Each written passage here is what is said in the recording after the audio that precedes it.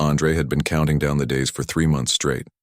Every morning he would wake up, cross another day off his basketball-themed calendar, and check his piggy bank to make sure the money was still there. $87.50 all earned from mowing lawns, walking dogs, and helping old Mrs. Wilson organize her garage. It wasn't much to most people, but to a 12-year-old boy from the east side of Akron, it was everything. Because tonight, after years of watching games on their small TV with the fuzzy reception, Andre was finally going to see his hero play in person. The Cleveland Cavaliers were playing at home, and LeBron James, the king, the hometown hero who'd put Akron on the map, would be there, larger than life. Andre had memorized LeBron's stats, could mimic his pregame powder toss perfectly, and wore his number 23 jersey so often that his mom joked it might start walking on its own. "You almost ready?" his mom called from the living room. Diana worked double shifts at the hospital as a nurse's aide to keep food on the table and a roof over their heads. She wasn't a basketball fan herself, but she understood what this meant. To her son, Andre rushed out of his room, nearly tripping over his untied shoelaces. "Been ready since last week," he laughed, tugging at his slightly too large jersey. It had been a Christmas gift from his uncle, who'd found it at a discount store. The stitching wasn't perfect, but Andre treasured it like it was made of gold. Diana looked at her son with a smile that couldn't hide her exhaustion, but her eyes sparkled with the joy of seeing him so happy. She held out an envelope. "Got something for you." Andre took it carefully, confused. Inside were 2 tickets to the game, not the nosebleed section tickets he had saved for, but seats with a much better view. Section 118, row K. "How did you—" he started, his eyes widening. "Pulled some extra shifts," Diana said with a shrug, as if it was nothing. But Andre knew better. He knew those extra shifts meant less sleep, more time on her feet, more difficult patients to care for. "Mom, I can't. My money was supposed to—" Diana shook her head. "You're keeping your money. Consider it an early birthday present. And thank you for keeping your grades up this year." She reached out to straighten his jersey. "Besides, if you're going to see the king play, you should at least be able to see his face without binoculars." Andre threw his arms around his mom, hugging her so tightly she let out a surprised laugh. "Easy there, superstar. Save some of that energy for cheering tonight." The bus ride to the arena was nearly unbearable for Andre. Every stop felt like it took hours, every red light an eternity. He kept checking the tickets, making sure they were real, tracing his finger over the printed seat numbers. "You know," Diana said, "your dad used to talk about taking you to games someday." Andre nodded silently. His father had been gone for 6 years now, a heart attack at 38 that no one saw coming. Before that, they'd watched every Cavs game together, even the terrible seasons when LeBron was in Miami. "He'd be real proud of you," Diana continued softly. "Saving up your own money like that, taking initiative. Do you think he'd like these seats better?" Andre asked, his voice smaller than usual. Diana smiled. "He'd say any seat is a good seat if you're there with people you love." When they finally arrived at the arena, Andre could barely contain himself. The crowd outside was electric, a sea of wine and gold jerseys moving toward the entrances. Street vendors sold unofficial merchandise. The smell of hot dogs and pretzels filled the air, and music blasted from speakers. Everything felt bigger, brighter, more vivid than Andre had imagined. "Look at all these people," he whispered, gripping his ticket tightly in one hand and his mom's hand in the other. The line to get in moved surprisingly quickly. Security checked their bags, scanned their tickets, and suddenly they were inside the Quicken Loans Arena. The Q, as everyone called it. Andre had seen it on TV hundreds of times, but being there in person was entirely different. The ceilings seemed impossibly high, the hallways packed with excited fans buying snacks and souvenirs. "Can we look around first?" Andre asked, his head swiveling to take in everything at once. Diana checked her watch. "We've got about 45 minutes before tip-off. But don't wander off, okay?" They walked slowly through the concourse, Andre stopping every few feet to look at something new. The giant photos of team legends on the walls, the trophy cases, the merchandise shop with jerseys he could only dream of affording. He especially lingered at a display showing the history of the Cavaliers, reading every plaque about the team's journey. "Did you know LeBron was only 18 when he got drafted?" Andre said, even though he had told his mom this fact at least 20 times. Before, is that right? Diana replied with practiced surprise, letting him enjoy being the expert. As they made their way toward their section, Andre spotted a group of kids from his school, all from wealthier families, all wearing brand new jerseys with the tags still attached. They were laughing, pushing each other playfully, completely unfazed by the experience that was overwhelming Andre. To them, this was probably nothing special, just another game their parents had bought tickets to, without thinking twice about the cost. You want to say hi to your friends? Diana asked, noticing his gaze. Andre shook his head quickly. They're not really my friends, he said quietly. Just kids from school. Diana squeezed his shoulder but didn't push it. She understood more than Andre gave her credit for. When they found their section and started walking down toward their seats, Andre felt his heart racing. Each step brought them closer to the court where teams were already warming up. And there he was, LeBron James, impossibly tall, impossibly strong, casually sinking three-pointers as if they were the easiest thing in the world. Mom! Mom! Look! Andre tugged at Diana's sleeve, pointing frantically even though LeBron was impossible to miss. Diana laughed. I see him, honey. I see him. Their seats were better than Andre could have imagined, close enough to see the players, expressions to hear the squeak of their shoes on the polished wood, to feel the vibration when the crowd roared. As they settled in, Andre couldn't stop staring at the court, watching every move LeBron made during warm-ups. Thank you, he said to his mom, the words inadequate for the feeling swelling in his chest.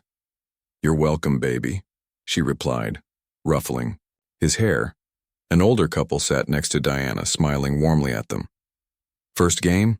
The man asked Andre, noticing his wide-eyed wonder.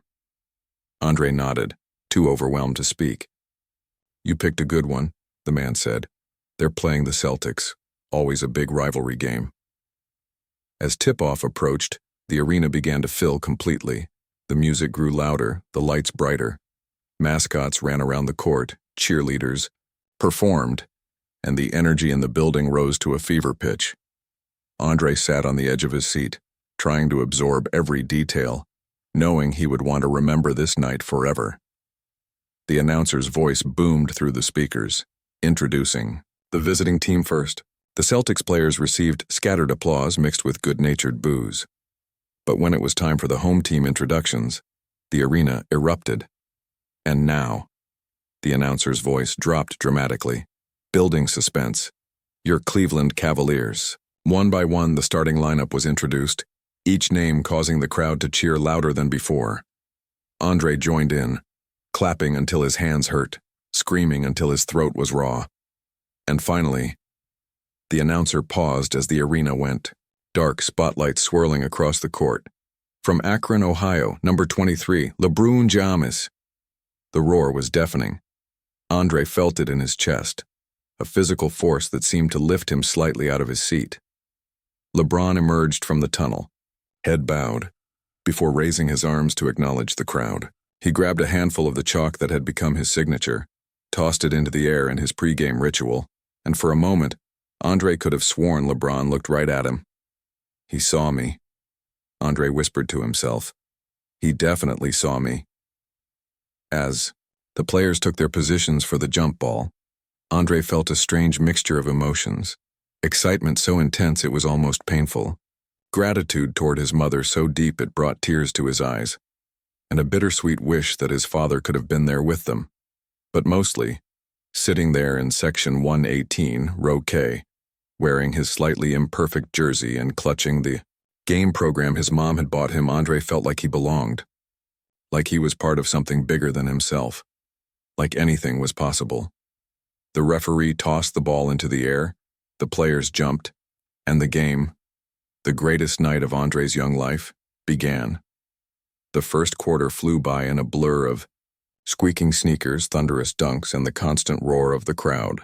Andre hadn't blinked much, afraid to miss even a second of the action. His hero LeBron had already scored 12 points, including an alley-oop that made the whole arena shake with excitement. I'm going to grab a drink and some snacks, Diana said during a timeout. leaning close so Andre could hear her over the blaring music. You want anything? Andre tore his eyes away from the court where the dance team was now performing. Could I get a soda? And maybe some nachos? Diana smiled. You got it. Stay right here, okay? Andre nodded, already turning his attention back to the court. He barely noticed his mom squeezing past the other spectators in their row. The timeout ended, the players returned to the court, and Andre leaned forward, elbows on his knees, completely absorbed in the game. The Cavaliers were up by 6 points when halftime finally arrived. Andre checked his phone to text his best friend Tyler about the amazing plays he'd witnessed, then looked up, expecting to see his mom returning with their snacks. The 15-minute break would give them time to eat before the second half started. But instead of Diana, Andre saw a large man with a red face and a scowl making his way down their row, stepping on people's feet without apologizing. He was wearing an expensive-looking leather jacket despite the warmth of the arena, and clutching a beer that sloshed dangerously with each careless movement. The man stopped directly in front of Andre and stared down at him. You're in my seat, kid. Andre blinked in confusion. No, sir, this is seat 8. See? He pointed to the small number on the armrest. The man's scowl deepened. I always sit here. Every game for the past 5 years, so move it. Andre's stomach tightened with anxiety. He glanced around, hoping to spot his mom. But she was nowhere in sight. The older couple who had been sitting next to them had left for halftime too. In fact, most of the people in their immediate vicinity were gone, getting food or using the restroom during the break. I can show you our tickets, Andre said, his voice coming out smaller than he intended. He reached into his pocket where he'd carefully stored the tickets after they'd been scanned. I don't need to see your damn tickets, the man snapped. I said move. A few people in the rows behind them were starting to notice the confrontation. Andre could feel their eyes on him, adding to his discomfort. My mom and I bought these seats. Andre tried again, unfolding the tickets with shaking hands. See, section 118, row K, seats 8 and 9. The man snatched the tickets from Andre's hand, glanced at them, and then crumpled them into a ball, tossing them onto the floor. Don't care what these say. You people always think you're entitled to whatever you want. Andre flinched at the man's tone and the clear implication behind you people. He'd experienced racism before. Subtle comments from teachers who seemed surprised when he did well on tests. Security guards who followed him in stores while ignoring his white friends. Neighbors who crossed the street when they saw him coming. But this was different, more direct, more threatening. My mom will be back soon, Andre said, trying to keep his voice steady. These are our seats. The man leaned down, his face inches from Andre's, the smell of beer heavy on his breath. Listen here, boy, I'm not asking any more. Get up. Andre's heart hammered in his chest. The man was much bigger than him, clearly angry and becoming more aggressive by the second. Andre thought about what his mom would want him to do in this situation. Probably avoid conflict, stay safe, find an usher. But these were their seats. Seats his mom had worked extra shifts to afford. I'm sorry, but I'm not moving, Andre said, surprising himself with his own courage. My mom bought these tickets for my birthday. The man's face flushed an even deeper shade of red. Your mom should have taught you better manners. He set his beer down on the ground and grabbed Andre's arm roughly. If you won't move, I'll move. You myself. Hey! A woman's voice cut through the tension. Take your hands off him right now. Diana was rushing down the steps, a cardboard tray with their food forgotten in her hands. Her eyes were fierce with maternal protection, but Andre could see fear there too. The man released Andre's arm but didn't back away. This your kid? You need to teach him some respect. Diana set the food down on an empty seat and positioned herself between Andre and the man. My son was exactly where he was supposed to be. You're the one who needs to learn respect. The man scoffed. I've had season tickets here for years. These are my seats. Then there must be some mix-up, Diana said, trying to de-escalate while still standing her ground. We can get an usher to sort this out. No mix-up, the man said dismissively. Just you two sitting where you don't belong. More people were returning to their seats now. The halftime break nearing its end. Some were watching the confrontation with uncomfortable expressions, but no one stepped in to help. Diana picked up the crumpled tickets from the floor, smoothing them out. These are our assigned seats. If you have tickets for the same seats, then yes, we need an usher. The man rolled his eyes dramatically. I don't need tickets. Everyone here knows these are my seats, right? He looked around at the nearby spectators who awkwardly avoided eye contact. An older woman behind them finally spoke up. Actually, I've been coming to games for years and I've never seen you before. The man turned his glare on her. Mind your own business, lady. Diana raised her hand, trying to flag down an arena staff member. We're not moving, she said firmly. These are our seats. We have the tickets to prove it, and you're making my son uncomfortable. Uncomfortable? The man laughed harshly. That's rich. You know what makes me uncomfortable? People who don't know their place. The racist undertone was impossible to miss now. A few gasps came from the crowd that had begun to form around them.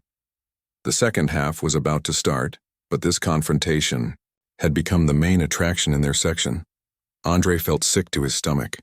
This special night, the one he'd saved for and dreamed about for months, was being ruined right before his eyes. He tugged at his mom's sleeve. Mom, maybe we should just find different seats, he whispered. Diana looked down at her son, her expression softening for a moment. No, baby, we're not moving. We didn't do anything wrong. She turned back to the man, her voice hardening again. If you have a problem, take it up with arena management. I don't need management, the man growled. I need you two to get out of my seats. Finally, an usher in a bright yellow jacket appeared, drawn by the growing disturbance. Is everything okay here? He asked, looking between Diana and the angry man. No, Diana said before the man could speak. This gentleman is claiming these are his seats, but we have tickets for this exact spot. She handed the crumpled tickets to the usher. The usher examined the tickets, then looked at the seat numbers. These do match, he confirmed. Ma'am, these are your assigned seats. The man wasn't deterred. I'm a season ticket holder. I sit here every game. Sir, do you have your tickets with you? The usher asked. I don't need tickets. Ask Jerry. He knows me. The man insisted, gesturing vaguely toward another section. The usher looked uncomfortable. Sir, everyone needs tickets. If you have season tickets, you should have them with you, either physical or digital. This is ridiculous, the man muttered, patting his pockets in an exaggerated manner. I must have left them at home.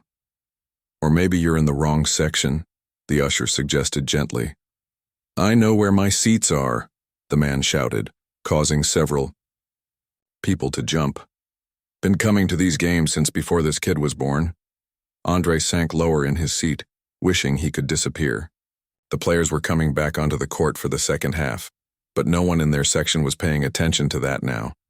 All eyes were on this unfolding drama, on him and his mom, and this angry, racist man who seemed determined to ruin everything. Diana remained calm but firm. We have the tickets for these seats. We're not moving. Sir, the usher said, I'm going to need to see your tickets, or I'll have to ask you to return to your actual seats. The man's face contorted with anger. You taking their side? Unbelievable. He jabbed a finger toward Andre. That's my seat, has been for years. Another arena staff member, this one in a suit rather than an usher's jacket, approached. What seems to be the problem? The first usher explained the situation quietly, showing the supervisor Diana's tickets. The supervisor nodded and turned to the man. Sir, do you have tickets for these specific seats? I shouldn't need tickets, the man insisted. I'm here every game. I understand, the supervisor said patiently. But everyone needs tickets, even season ticket holders. If you can't produce tickets for these seats, then I'm afraid these folks have the rightful claim to them. The man crossed his arms. I'm not moving. The supervisor's expression hardened slightly. Sir, if you don't return to your assigned seats or leave the arena, I'll need to call security. Go ahead, the man challenged. Call them. We'll see what they have to say when I tell them how much money I spend here every year. Andre looked up at his mom, worried. This was escalating beyond what he'd expected. Diana gave him a reassuring smile, though he could see tension in her eyes. "It's going to be okay," she whispered to him. "We're not doing anything wrong." The crowd around them had grown, with people standing in the aisles to watch the confrontation. The second half of the game had started, but few in their section were paying attention.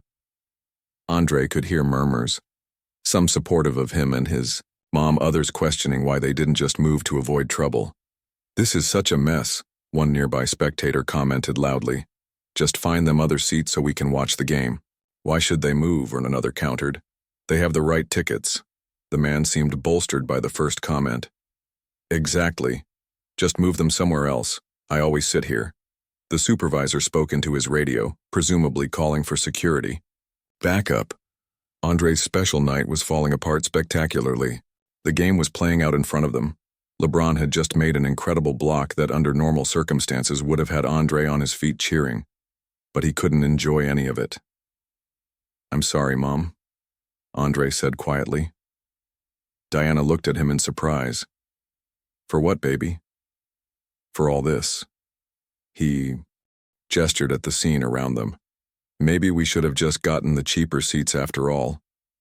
Diana put her arm around him, pulling him close. "None of this is your fault. Not one bit. And we deserve to be here just as much as anyone else." "Though my man overhead and scoffed. "Yeah, keep telling him that. This is why kids these days have no respect." Diana's eyes flashed. "The only person showing no respect here is you." 2 security guards arrived, adding to the growing number of arena staff surrounding their seats. The game continued on the court below, but it might as well have been happening in another world. Andre had never felt so visible and invisible. At the same time, the center of unwanted attention, yet completely forgotten as a person with feelings. "What's going on here?" one of the security guards asked. The supervisor quickly explained the situation again.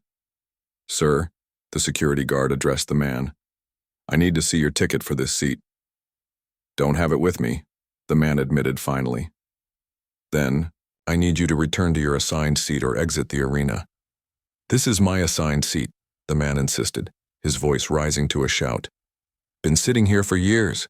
Ask anyone." A few people in nearby rows shook their heads, indicating they didn't recognize him as a regular. "Sir, without a ticket showing this specific seat assignment, you need to move," the security guard said firmly. "These people have valid tickets for these seats." "This is outrageous," the man sputtered. "I spend thousands of dollars here every year and you're taking their side." "We're not taking sides," the security guard explained patiently. "We're following arena policy. Everyone needs a ticket with their specific seat assignment." The man looked around, seeming to realize he was losing this battle. But instead of backing down gracefully, he doubled down.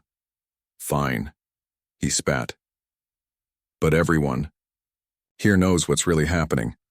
It's all about special treatment for certain people. Political correctness gone mad." Several gasps and murmurs rippled through the watching crowd. The racist implications were impossible to ignore now. "Sir," the security guard's voice hardened. "That's enough. You need to leave this section now or we will escort you from the arena entirely." The man glared at Andre one last time, a look of such pure hatred that Andre felt it like a physical blow. Then he grabbed his beer from the floor, intentionally sloshing some onto Andre's shoes, and pushed his way through the crowd, cursing under his breath. The security guards followed him to ensure he left the section, while the supervisor turned to Diana and Andre. "I'm very sorry about that," he said sincerely. "This shouldn't have happened." Diana nodded tightly. "Thank you for your help." "Is there anything we can do to make this right?" the supervisor asked. "Perhaps move you to different seats, away from this area in case he returns?"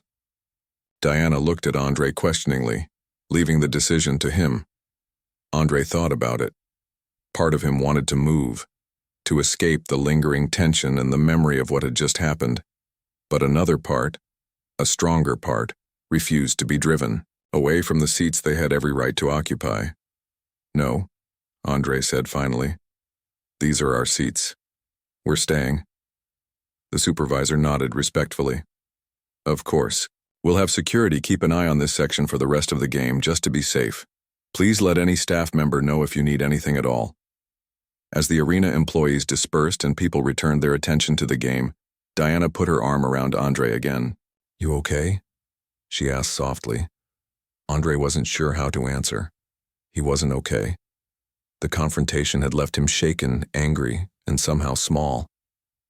But he was also proud of himself for not backing down, of his mom for standing her ground, of the people who had eventually spoken up for them.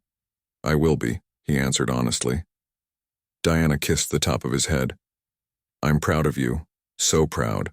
Their nachos were cold, their sodas warm, and they'd missed nearly half of the third quarter. But they were still there, in their rightful seats. And though the night had been tarnished, Andre refused to let it be ruined completely. On the court, LeBron soared for another spectacular dunk, and Andre cheered with everything he had, as if to drown out the ugly incident with the pure joy of the game he loved. The third quarter continued with Andre and Diana trying to reclaim the joy of the evening. The Cavaliers were playing brilliantly, with LeBron dominating the court. But the tension from the confrontation still hung in the air around them like a heavy cloud. People in nearby seats kept glancing at them, some with sympathy, others with curiosity, a few with what looked uncomfortably like resentment. "They're up by 12 now," Andre said, forcing enthusiasm into his voice as he pointed to the scoreboard. Diana smiled, playing along with his attempt at normalcy. LeBron's having an amazing night. 28 points already. But just as they were starting to relax back into the game, a commotion at the entrance to their section caught their attention. The man from before was arguing loudly with security, gesturing wildly toward their seats. Even from this distance, Andre could see the man's face was flushed with anger, and probably more beer. "You've got to be kidding me," Diana muttered, instinctively shifting closer to Andre. The security guards were blocking the man from re-entering the section, but his voice carried over the crowd noise during a lull in the game. "I told you, I've been sitting there for years. Those are my seats." Andre sank lower in his seat, wishing he could disappear. "Mom, maybe we should just go." Diana squeezed his shoulder. "No, honey, we're not letting him win." One of the security guards spoke into his radio, likely calling for backup. The confrontation was drawing attention away from the game again, with more and more spectators turning to watch. A moment later, a different arena supervisor approached their seats, a woman in a blazer with a professional but concerned expression. She crouched in the aisle next to them. "Hi there, I'm Renee, guest services manager," she introduced herself quietly. "We have a situation with that gentleman returning. He's claiming he has season tickets for these exact seats but conveniently can't produce them. He's becoming quite disruptive," Diana sighed. "Yes, we've already been through this once. We have our tickets right here." She held them up again, the paper now thoroughly crumpled from being handled so much. Renee nodded. "I understand completely, and you're absolutely in the right seats. We're not questioning that at all." She hesitated, choosing her next words carefully. "However, I'm concerned about the gentleman's escalating behavior. He appears to have been drinking more since the earlier incident." "What are you suggesting?" Diana asked, her back stiffening. "We have some excellent seats available in a different section, actually closer to the court," Renee offered. "We'd be happy to relocate you for your safety and comfort. Completely complimentary, of course." Andre looked up at his mom, conflicted. Better seats sounded amazing, but it felt like they would be running away, letting the angry man win through intimidation and racism. Diana seemed to read his thoughts.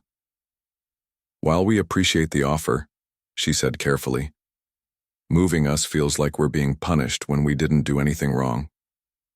Renee nodded understandingly. "I completely see your point. You're absolutely right, and you shouldn't have to move.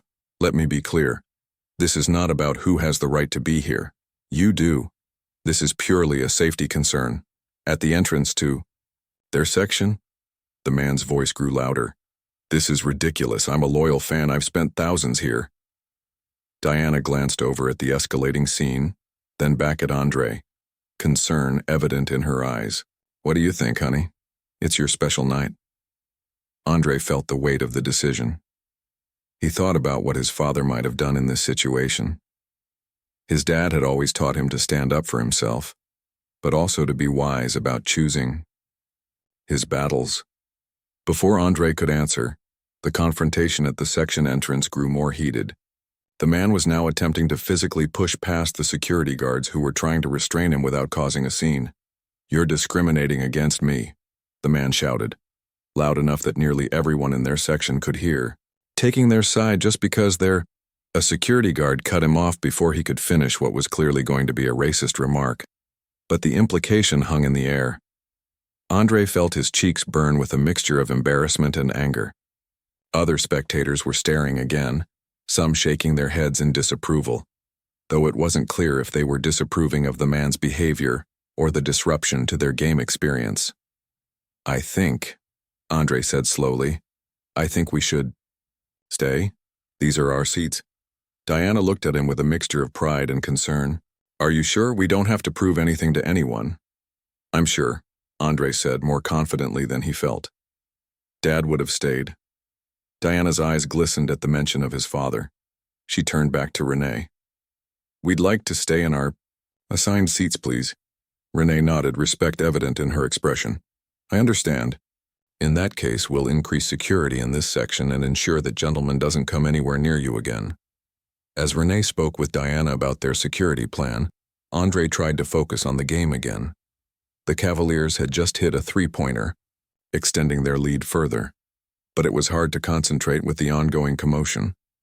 More security personnel had arrived and were now escorting the man away from the section entirely, but not before he pointed directly at Andre and Diana, shouting something that was thankfully drowned out by the crowd's reaction to a spectacular play on the court. An arena security officer positioned himself at the end of their row, standing guard. Another took up position at the section entrance. The message was clear. They were being protected, but the very need for protection made Andre feel exposed and vulnerable in what should have been a safe, happy environment. The couple who had been sitting next to them returned from wherever they'd been during halftime, looking confused at the security presence. "Did we miss something?" the woman asked, settling back into her seat. Diana gave them a thin smile. "Just a misunderstanding about seating." The couple exchanged glances, clearly sensing there was more to the story, but they didn't press for details. Instead, the man leaned slightly toward Andre. "Hey, did you see that block LeBron had in the third quarter? Absolutely incredible." Andre appreciated the attempt at normal conversation. "Yeah, it was amazing. Did you see when he..." As Andre discussed the game highlights with the friendly stranger, some of the tension began to ease from his shoulders. The game continued. Security remained vigilant, and for a few minutes it seemed like the worst was over. But during a timeout with 4 minutes left in the third quarter, a ripple of murmurs spread through their section. Andre looked up to see the man had returned again, this time with what appeared to be an arena manager in a suit. They were standing at the section entrance, the man gesturing animatedly toward Andre and Diana, while the manager listened with a furrowed brow. "He's not giving up, is he?" Diana said quietly to Renee, who had remained nearby. Renee frowned. "That's Ron from Guest Relations. Let me go see what's happening." As Renee walked over to join the conversation, Andre could feel his heart pounding again. Why wouldn't this man just leave them alone? What was so important about these specific seats? The timeout ended and play resumed on the court, but Andre couldn't focus on the game anymore. He watched anxiously as Renee spoke with Ron and the persistent man, their conversation becoming increasingly animated. Finally, all three began walking down toward their seats, accompanied by 2 security guards. Andre felt his mom tense beside him. "Mrs. Johnson?" Ron addressed Diana formally. "I'm Ron Peters, Director of Guest Relations. Could I please see your tickets?" Diana produced them once again, her expression carefully controlled. "We've already shown these multiple times." Ron examined the tickets closely, then looked at the seat numbers. "These do indeed match. Your tickets are valid for these exact seats." The man who had been harassing them made a sound of frustration. "I told you I have season tickets. Check your records." Ron turned to him.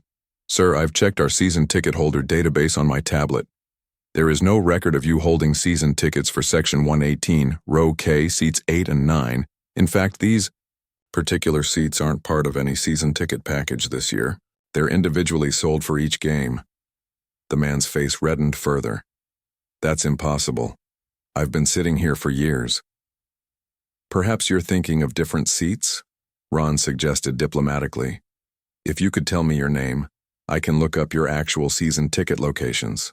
The man hesitated, then mumbled a name that Andre couldn't quite hear. Ron typed something into his tablet, then looked up with raised eyebrows. Sir, according to our records, your season tickets are in Section 220, not 118. A murmur ran through the nearby spectators who were listening to the exchange. Section 220 was much higher up in the arena, the nosebleed section that Andre had originally saved up for. That's ridiculous, the man sputtered. I've never sat up there. Ron turned his tablet around, showing him the screen. These are the seats registered under your name. They've been the same for the 3 years you've held season tickets. The man's bluster faltered momentarily as he stared at the evidence, but instead of backing down gracefully, he doubled down. Well, there must be a mistake in your system. I know where my seats are. Diana had remained silent during this exchange, her hand protectively on Andre's shoulder. Now she spoke up, her voice calm but firm. Sir, I understand you feel strongly about this, but you're ruining my son's first NBA game. These are our seats. We have the tickets. The arena records confirm it. Please, can we just end this now? The man turned his glare on Diana. Don't try to make me the bad guy here. You people are always playing the victim card. Sir. Ron cut him off sharply. That's completely inappropriate and won't be tolerated. He gestured to the security guards. Please escort this gentleman to his actual seats in Section 220 or to the exit if he prefers to leave.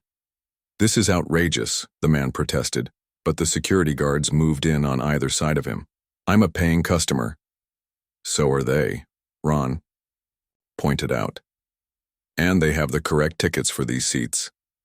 He turned back to Diana and Andre. I'm deeply sorry for this disruption.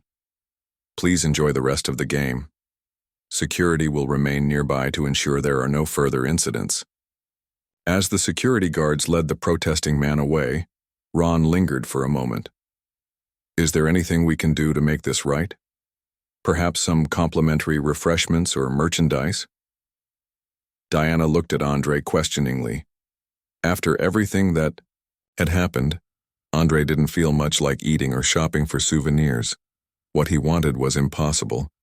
To rewind the night and experience it without this ugly incident overshadowing everything. But he knew that wasn't an option. No, thank you, he said politely. I just want to watch the game.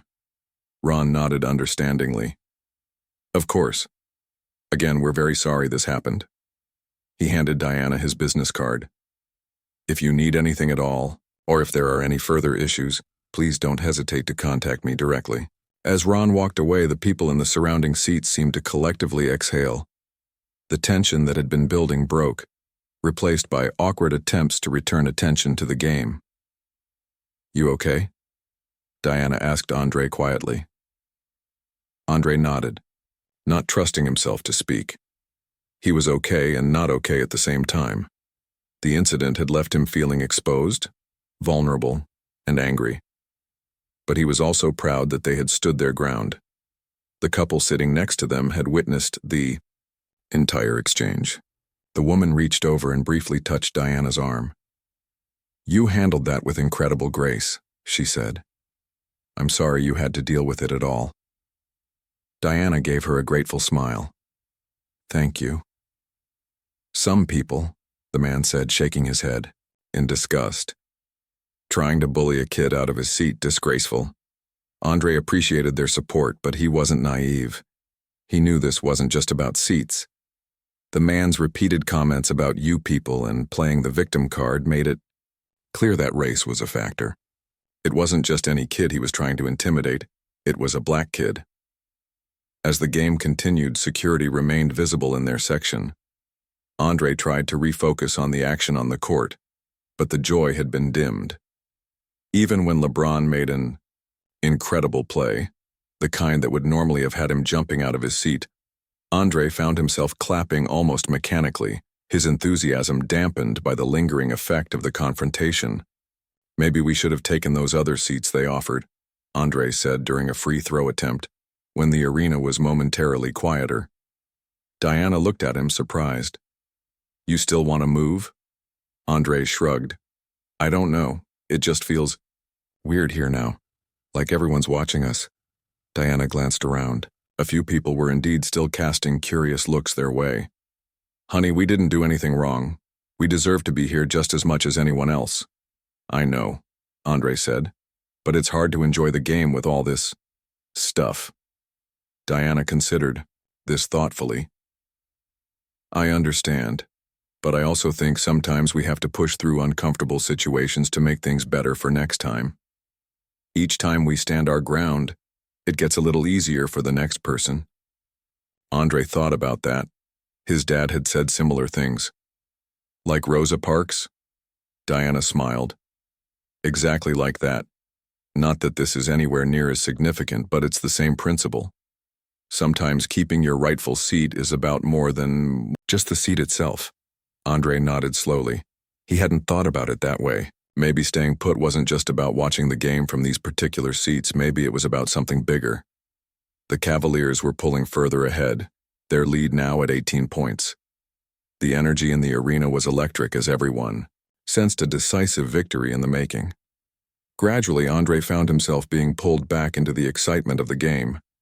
His applause became more genuine, his attention more focused on the court than on the lingering discomfort of the confrontation.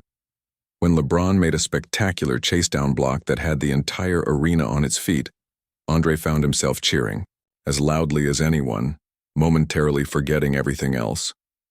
Diana caught his eye and smiled, clearly relieved to see him enjoying himself again. The third quarter ended with the Cavaliers firmly in control. As the teams headed to their benches and the arena entertainment took over, Andre noticed something unusual happening at the section entrance. Several arena staff members in suits were huddled in conversation, occasionally glancing in their direction. Among them was Ron, the guest relations director from earlier. "Mom," Andre nudged Diana, pointing discreetly. "What do you think they're talking about?" Diana followed his gaze. "Not sure. Probably just making sure everything stays calm." But as they watched, the group was joined by someone who made Andre's eyes widen, a man in a Cavaliers warm-up suit, who appeared to be part of the coaching staff or team management. The conversation continued for another minute before the group began making their way down toward their seats. "What's happening?" Andre whispered, a hint of anxiety returning. "Are we in trouble?" "Of course not," Diana reassured him, though she looked puzzled too. "We didn't do anything wrong, remember?" Ron reached them first, his expression unreadable. "Mrs. Johnson, Andre, I'd like to introduce you to David Blatt, head coach of the Cleveland Cavaliers." The coach extended his hand first to Diana, then to Andre, who shook it in stunned silence. "I heard there was some trouble here tonight," Coach Blatt said. "On behalf of the entire Cavaliers organization, I want to apologize. This is not what we want for our fans, especially not for a young fan at his first game." Andre could barely process what was happening. The head coach of the Cavaliers was apologizing to them? "That's very kind of you," Diana said, recovering from her surprise. "But it wasn't your fault or the team's." "Nevertheless," Coach Blatt insisted, "the Cavaliers organization values all our fans equally, and we want everyone to feel welcome. Here." He turned specifically to Andre. "I understand this is your first Cavs game?" Andre nodded, still too overwhelmed to speak. "Well, we want to make sure it's memorable for the right reasons," Coach Blatt continued. He glanced at Ron, who stepped forward. "We'd like to invite both of you to come down to the court after the game," Ron explained. "Meet some of the players, get some autographs. Would that be something you'd be interested in?" Andre felt like he might float right out of his seat. Meet the players, get autographs, was this real? "Yes," he blurted out, then looked at his mom. "I mean, if that's okay?" Diana laughed at his excitement. "Of course it's okay." Coach Blatt smiled. Excellent. Ron will come back for you after the final buzzer. For now, enjoy the rest of the game. As the coach and arena staff left, Andre turned to his mom with wide eyes. Did that really just happen? Are we really going to meet the team? Diana looked as surprised as he felt. I guess we are. The couple next to them were grinning broadly. Now that's how you handle a situation, the man said approvingly. Good. For the Cavs. As the fourth quarter began, everything felt different. The security guards were still there, but they no longer seemed like a reminder of the ugly incident. Instead, they felt more like an honor guard, ensuring nothing would interfere with what had transformed into a truly special night. Andre sat up straighter in his seat, the one he belonged in, and focused on the game with renewed excitement. Not only was he watching his hero play in person, but soon he might actually get to meet him. Sometimes it seemed standing your ground led to unexpected rewards. The fourth quarter was flying by, the Cavaliers maintaining their comfortable lead over the visiting team. Andre watched every play with renewed intensity, his earlier distress gradually being replaced by excitement about meeting the players after the game. Diana kept checking her phone, sending updates to family members who couldn't believe their luck. Your Uncle Thomas thinks I'm making this up, she laughed, showing Andre a string of skeptical text messages. Andre grinned. Wait till we send him pictures with LeBron. The crowd around them had warmed considerably since the confrontation. The couple next to them had introduced themselves as Robert and Patricia, longtime season ticket holders who attended nearly every home game. Been coming to Cavs games for 20 years, Robert told them during a timeout. And I've never seen Coach Blatt come into the stands like that during a game. You must have made quite an impression. Andre felt a swell of pride at that. Though he wasn't entirely sure what they had done to deserve such special attention. His mom had handled the situation with dignity, yes, but they had simply stood their ground for seats they had rightfully purchased. With just under 6 minutes remaining in the game and the Cavaliers up by 22 points, a curious ripple of energy moved through the arena. It started near the team bench and spread outward like a wave. People were pointing, whispering, some standing to get a better look. What's happening? Andre asked, straining to see what was causing the commotion. Robert stood up, looking toward the tunnel that led to the locker rooms. Something's going on down there. Someone important, maybe?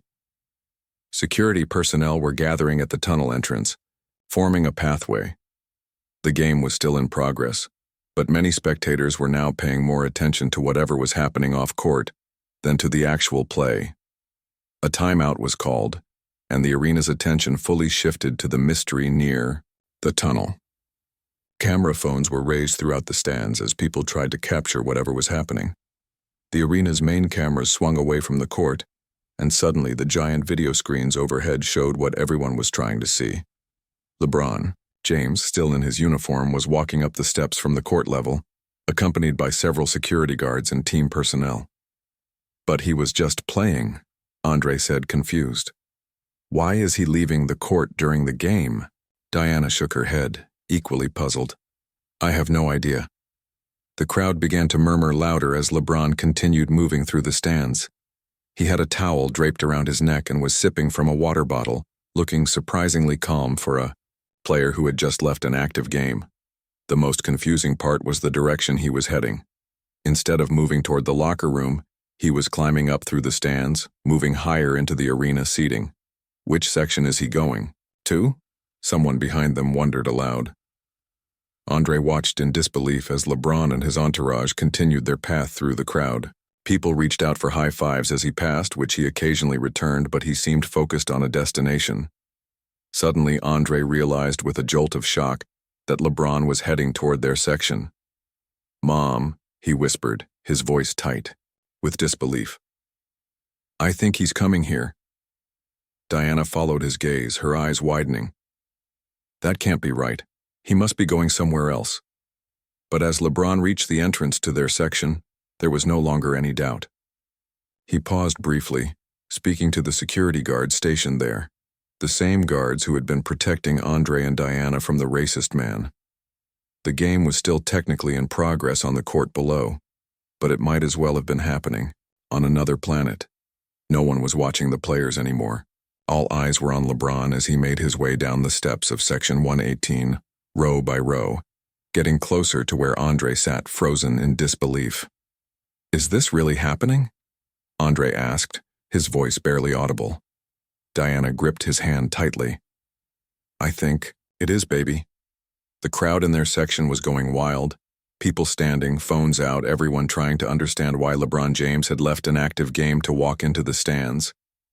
And then he was there, standing at the end of their row, towering over everyone, impossibly large and real. Up close, Andre could see the sweat on his forehead, the intensity in his eyes, the slight rise and fall of his chest as he caught his breath. "Excuse me," LeBron said to the people at the end of the row, his voice deep and commanding. "Could I get through, please?" People scrambled to make way, pressing themselves against their seats as LeBron moved past them, making his way down the row. Each step brought him closer to where Andre sat, wide-eyed and speechless. And then LeBron James was standing directly in front of them, looking down at Andre and Diana with a warm smile that seemed to transform his intense game face. "You must be Andre," he said, extending his massive hand. Andre stared at the outstretched hand, then up at LeBron's face, then back at the hand. Was this a dream? How did LeBron James know his name? With a gentle nudge from his mom, Andre finally reached out and shook LeBron's hand. His own hand disappeared completely in the basketball star's grip. Yes, sir," Andre managed to stammer. "I'm Andre." LeBron's smile widened. "I heard there was some trouble here tonight. Someone giving you a hard time about your seats?" Andre nodded, still unable to believe this was really happening. LeBron turned to Diana. "And you must be Andre's mom." "It's a pleasure to meet you, ma'am." Diana shook his hand, looking nearly as stunned as Andre. "Thank you. We're big fans." "I appreciate that," LeBron said sincerely.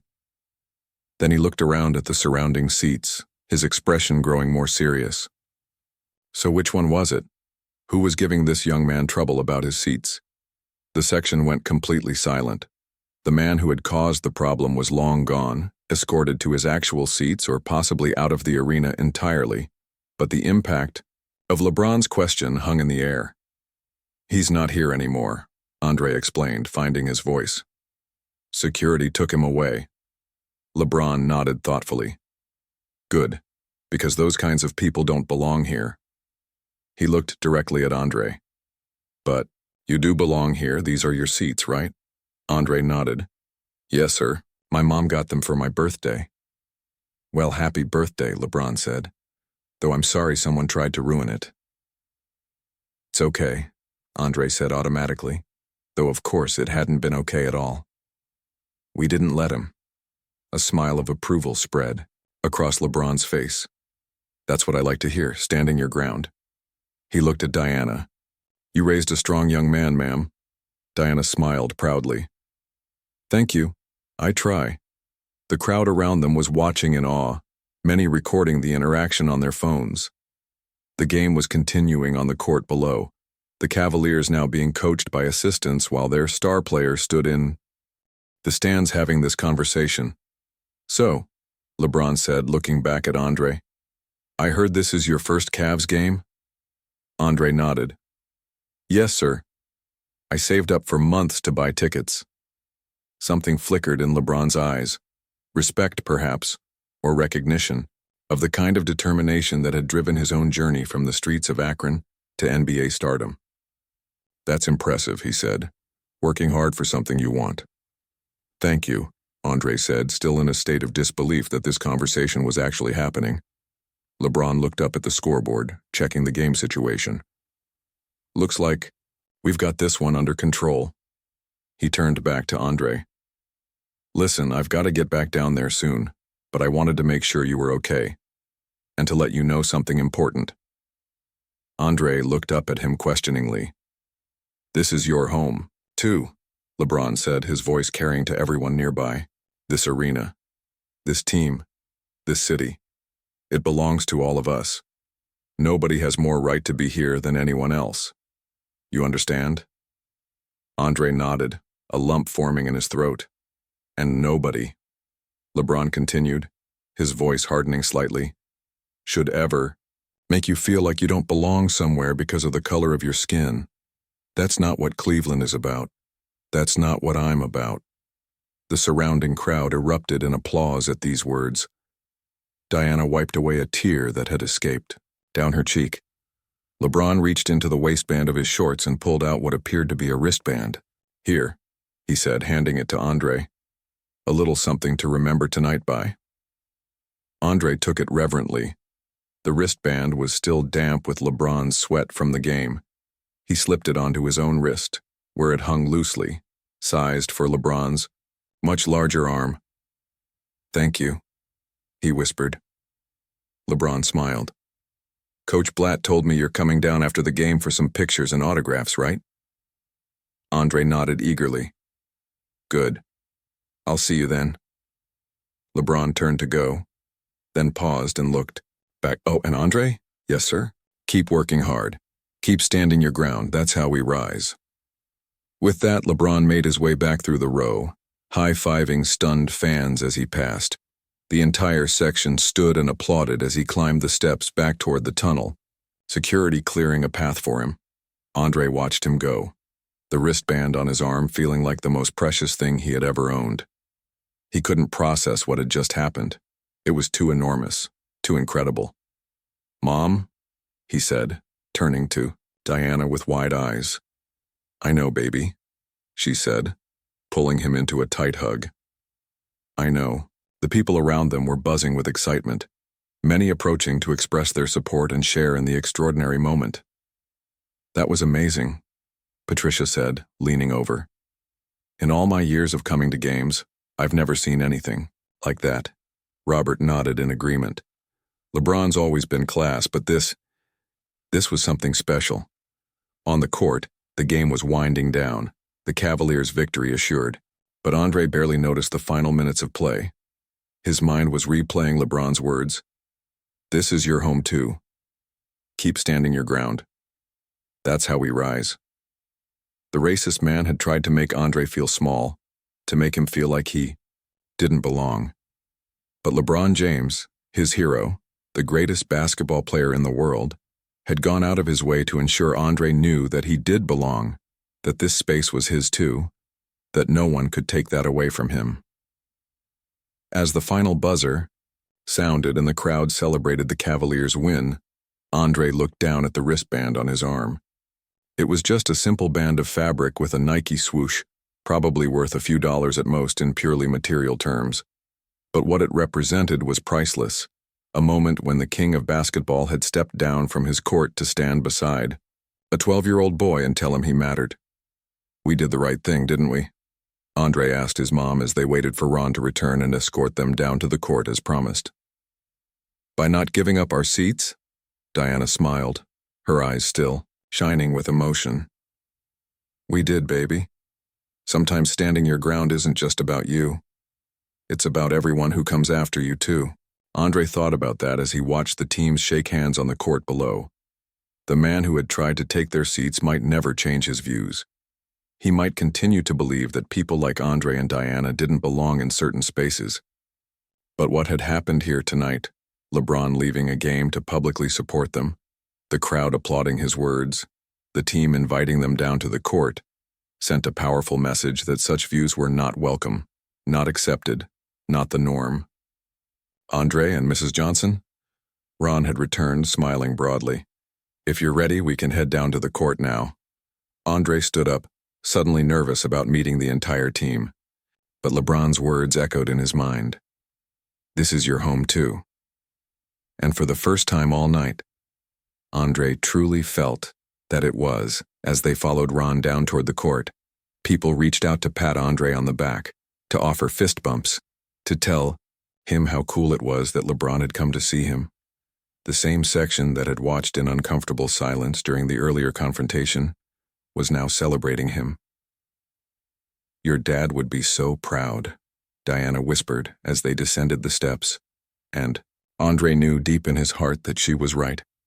His father had always taught him to stand tall, to know his worth, to understand that his presence in this world was not a privilege granted by others, but a right that belonged to him from birth. Tonight, in front of thousands of witnesses, LeBron James had affirmed that truth. And in doing so, he had transformed what could have been a traumatic memory into something powerful and beautiful. As they stepped onto the actual court, the same hardwood where, moments ago, their heroes had been playing, Andre felt a strange, calm settle over him. Yes, he was about to meet the entire Cavaliers team. Yes, this was the most exciting night of his life. But more than that, he was exactly where he belonged. LeBron had shown him how to rise above hatred and ignorance, not by fighting or arguing or lowering himself to match the ugliness directed at him, but by standing firm in his dignity, secure in the knowledge of his own worth. The man had tried to steal more than just Andre's seat. He had tried to steal his sense of belonging, his joy, his right to occupy space in this world without apology. But he had failed, because LeBron James and the Cavaliers organization and the supportive fans around them, and most importantly, his own mother, had risen to ensure that wouldn't happen. As Andre walked across the court, LeBron's wristband on his arm, he held his head high. Tonight he had learned perhaps the most important lesson of his young life. Sometimes rising above doesn't mean walking away. Sometimes it means standing your ground and letting others rise to join you. The team was waiting for them near the bench, LeBron at the front with a smile that seemed to say, "See, I told you this is where you belong." And Andre believed him. The hardwood floor of the Quicken Loans arena felt different under Andre's feet than he had imagined. Somehow smoother yet grippier at the same time, designed for players to move with precision and power. As Ron led them toward the waiting team near the bench area, Andre tried to take mental photographs of everything, the massive scoreboard hanging overhead, the sea of empty seats rising up around them, the bright lights that made everything look slightly surreal. Diana walked beside him, her hand resting lightly on his shoulder. He could feel her trembling slightly. For all her outward calm during the confrontation earlier, this moment, standing on the actual court with the entire Cavaliers team waiting to meet them, seemed to have finally overwhelmed her composure. "You okay, Mom?" Andre whispered. Diana laughed softly. "Shouldn't I be asking you that?"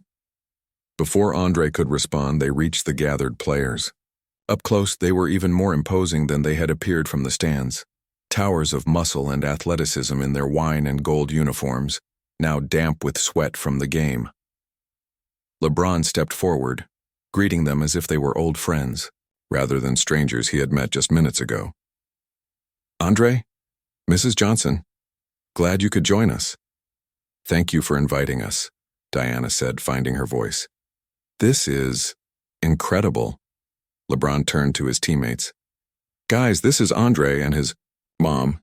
They had some trouble with a fan tonight who tried to take their seats." The players' expressions darkened at this, several of them shaking their heads in disgust. "Not cool," said one player, extending his hand to Andre. "I'm Kyrie." Andre shook Kyrie Irving's hand in stunned silence. The point guard's palm was calloused but his grip gentle, as if aware of his own strength. One by one, the players introduced themselves, though they hardly needed introduction to Andre, who knew every name, number, and key stat of each man standing before him. Kevin Love, Tristan Thompson, J.R. Smith.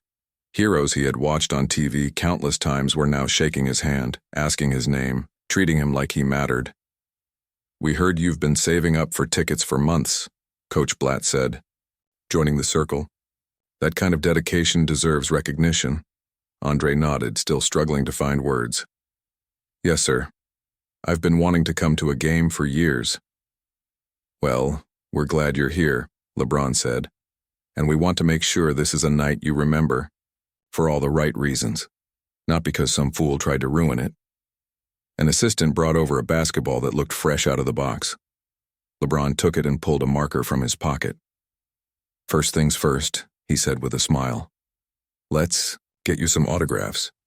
The ball was passed around the circle, each player signing their name and sometimes adding a brief message.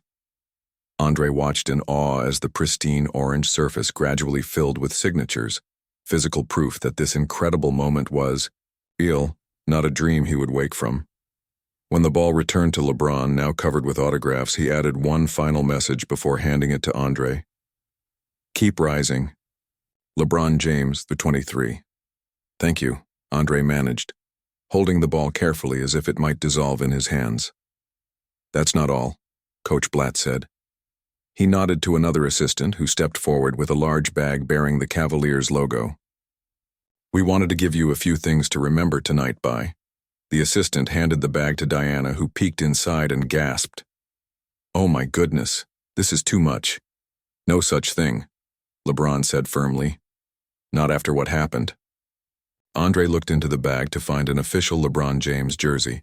Not the replica he was wearing, but an authentic one like the players themselves wore on court, complete with NBA and sponsor patches. Beneath it was a pair of LeBron's signature, Nike shoes in his size, a team hat, and various other Cavaliers merchandise. I don't know what to say, Andre whispered, overwhelmed by the generosity. You don't have to say anything, LeBron told him. Just enjoy it. You earned it. A photographer stepped forward.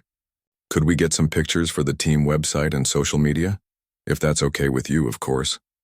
Diana looked at Andre questioningly. He nodded, though the idea of being featured on the Cavaliers' official channels was almost too much to process. They posed for several photos, Andre with LeBron, Andre with the entire team, Andre and Diana with Coach Blatt. Through it all, Andre tried to remember to smile, though his face felt frozen in an expression of permanent disbelief. One more thing, LeBron said as the photo shoot wrapped up. I'd like to say a few words to the media about what happened tonight. Would that be okay with you? The question took both Andre and Diana by surprise. They hadn't noticed the small group of reporters and camera operators who had gathered at the edge of the court, clearly intrigued by the unusual post-game scene. You want to talk to the media about us? Diana asked cautiously. LeBron nodded. Not using your names or anything. Too specific. I respect your privacy. But I think what happened tonight is something that needs to be addressed. People need to know that this kind of behavior isn't acceptable. Not in our arena, not in our city, not anywhere. Diana considered this for a moment, then looked at Andre. What do you think, honey? It's your night. Andre thought about the man who had tried to take their seats, about the racist comments he had made, about the way he had made Andre feel small and unwelcome. He thought about other kids who might face similar situations, who might not have the courage to stand their ground, who might not have LeBron James coming to their defense. I think it's a good idea, he said finally. If it helps other people. LeBron nodded approvingly. That's what I'm talking about. Thinking beyond yourself. That's how we make things better. The reporters were called over, microphones and cameras at the ready. Andre and Diana stood to the side as LeBron faced the media, still in his game uniform, his expression serious. I want to talk about something that happened in the stands tonight, he began. Something that has no place in basketball or in society. The reporters leaned in, sensing this was more than the usual post-game analysis. During tonight's game, LeBron continued, a young fan and his mother were harassed by another spectator who tried to take their seats. This person used racist language and intimidation tactics against a child who was attending his first NBA game, a child who had worked hard and saved his own money to be here. The reporters exchanged glances, pens scribbling furiously. I'm not going to name names or point fingers at specific individuals, LeBron clarified. That's not what this is about. This is about a larger issue, about the fact that in 2025, we still have people who think they have more right to occupy space in this world because of the color of their skin. Andre listened, amazed at how eloquently LeBron was addressing the situation, how he was taking a personal incident and elevating it to a broader conversation about respect and equality. When I heard about what was happening, LeBron continued, I couldn't just sit on the bench and do nothing, because this isn't just about basketball. It's about human dignity. It's about standing up for what's right, even when, especially when, it would be easier to stay silent. The reporters were fully engaged now, recognizing that they were witnessing something unusual. A superstar athlete using his platform to address racism in real time. responding to an incident that had occurred just minutes earlier in the very same building. "I've always believed that sports can unite us," LeBron said. "That when we step into this arena, it doesn't matter who you are or where you come from or what you look like. What matters is the love of the game, the respect for each other, the shared experience." He paused, his expression growing more intense. "But that only works if everyone buys in. If everyone understands that no one has the right to make another person feel unwelcome or unsafe in a space that belongs to all of us. The seats in this arena don't belong to any race or background. They belong to whoever has the ticket for that seat on that night. Period." Andre felt a swell of pride hearing these words. LeBron was standing up not just for him and his mom, but for a principle that extended far beyond one incident at a basketball game. "I want to be clear," LeBron continued. "The vast majority of our fans are amazing people who come here to cheer and have a good time and share their love of basketball. This isn't about painting all fans with the same brush. This is about calling out specific behavior that has no place here." The reporters nodded, several of them glancing toward Andre and Diana with expressions of sympathy. "So tonight," LeBron said, "I want to send a message to that young fan who stood his ground, who didn't let someone else's hate diminish his joy. You are welcome here. This is your home too. And to anyone who thinks otherwise, who thinks they have the right to intimidate others because of race or any other factor, you're the ones who don't belong." There was a moment of silence as LeBron's words hung in the air, powerful and unambiguous. Then the questions started. "LeBron, were you aware of this situation during the game? Was the decision to leave the court your idea or the team's? Do you think the Cavaliers organization handled the situation appropriately?" LeBron answered each question thoughtfully, consistently bringing the conversation back to the larger issues at stake rather than the specific details of the incident. He praised the arena staff for their quick response, emphasized the Cavaliers' commitment to creating a welcoming environment for all fans, and expressed hope that the incident would spark meaningful conversations about everyday racism. Throughout the impromptu press conference, Andre stood quietly beside his mother,